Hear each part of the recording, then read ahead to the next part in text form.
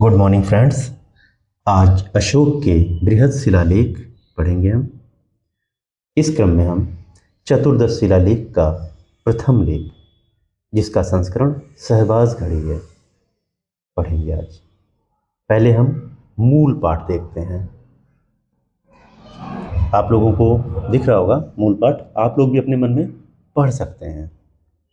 अय धर्म लिपि देवना प्रियस रये लिखा पितु हिद नो किच जीवे अरब तु प्रयु होत वे नो पी च समझ कटव बहुक ही दोष समझ स देवना प्रियो प्रियदस्सी रय देखति अस्ति हि च एक तिये समये सधुमति देवना प्रियस प्रियदससी रये पुर महन शशि देवना प्रियस प्रियदशिष रयो अनुदिवसे बहुनि प्राण सतसहस्राणि अरभि यीशु सुपठय सो इदनि यद अया धर्मदीपि लिखित तदत्रयो वो प्रण हयन्ति मजुर दुवि मृगो सो प्रिय मृगो नो ध्रुव एत पी प्रण त्रयो पच न अरभ शांति। ये मूल पाठ था, ब्राह्मी लिपि में लिखा गया था। इसकी भाषा प्राकृत है। अब हम इसका अनुवाद देखते हैं। आप लोगों को मैं थोड़ा सा ये बता दूं कि हमारी जो आज की हिंदी है, शुद्ध हिंदी, वो इसी भाषा से ही बनी है। जो हमारे पुराने शब्द हैं, जैसे आरओ के क्वेश्चन में पूछा गया था चमू क्या होता है, चमू का मतलब सेना, रयु राजा के लिए शब्द यूज़ किया गया। तो जो शुद्ध हिंदी पढ़ना होता है तो वो लोग पहले उसकी उत्पत्ति देखते हैं।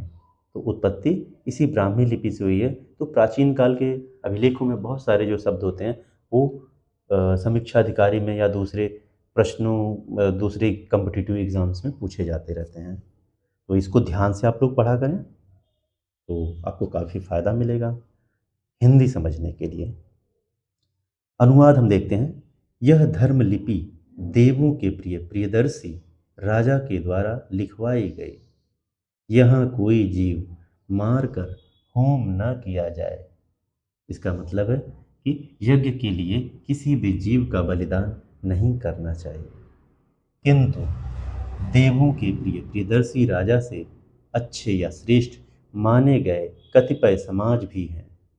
पहले देवों के प्रिय प्रियदर्शी राजा के महानस मतलब पाकशाला या किचन में प्रतिदिन बहुत लाख प्राणी भोजन के लिए मारे जाते थे। आज जब यह धर्मलिपि लिखी गई तब मात्र 3 प्राणी ही भोजन के लिए मारे जाते हैं। इनमें 2 मृग और 1 मृग, 2 मूर और 1 मृग, वह भी आगे निश्चित नहीं है। समय पर ये बंद कर दिए जाएंगे, इनको भी मारकर खाना बंद कर दिया जाएगा और ये 3 प्राणी भी पीछे नहीं मारे जाएंगे। तो ये अनुवाद दिया गया इनका।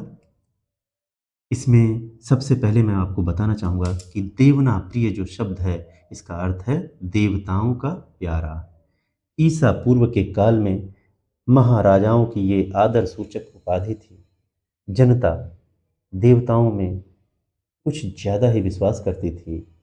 इसी कारण जो राजा होता था वो अपने आप को देवताओं का प्रिय या देवता तुल्य प्रस्तुत करने के लिए उद्धत रहता था और ऐसी ही उपाधियां धारण करते थे। जैसे देवना प्रिय, अशोक देवना प्रिय कहता है अपने आप को। इसके अलावा बहुत से राजा थे जिनकी अपनी अपनी उपाधियां थीं, लेकिन देवना प्रिय की उपाधि अशोक के अलावा इसके पौत्र दशरथ ने और सिंघल नरेश तिस्य ने भी प्रयोग किया था। संभवतः उसका तात्पर्य महाराज या महाराजाधिराज जैसा ही था। अशोक के 8वें शिलालेख के सहबाजगढ़ी, कालसी और मानसेहरा का जो पाठ है उसमें इसकी उपाधि देवनाप्रिय दी गई है। जबकि 8वें शिलालेख में गिरनार संस्करण में राजनु कहा गया है। दोनों का भाव एक ही है, राजनु और देवनाप्रिय दोनों का भाव एक ही है, लेकिन शब्द यहाँ पर अलग अलग लिख दिए गए हैं। अगर हम थोड़ा सा इतिहास को और देखें तो पता चलता है कि जो कुषाण शासक थे वो अपने अभिलेखों में, अपने सिक्कों पर अपने आप को देवपुत्र कहते थे, देवता का पुत्र। और गुप्त शासक अपने को सुचरितम दिवम जयति कहते थे, अपने सच्चे चरित्र से दूसरे जहां को जीतने वाला। ठीक है, दूसरे जहां यानी देवताओं के स्थान को। तो एकदम ऐसा ही भाव यहाँ अशोक भी कहता है कि देवनाप्रिय हूँ, सेम, कोई स्पेशल बात नहीं है। जैसे कुषाण अपने आप को देवपुत्र कहते थे, गुप्त अपने को सुचरितम दिवम जयति कहते थे, या दूसरे और भी राजा। तो सबका अर्थ लगभग एक ही जैसा है कि मैं राजा हूँ, महाराजा हूँ या महाराजाधिराज हूँ।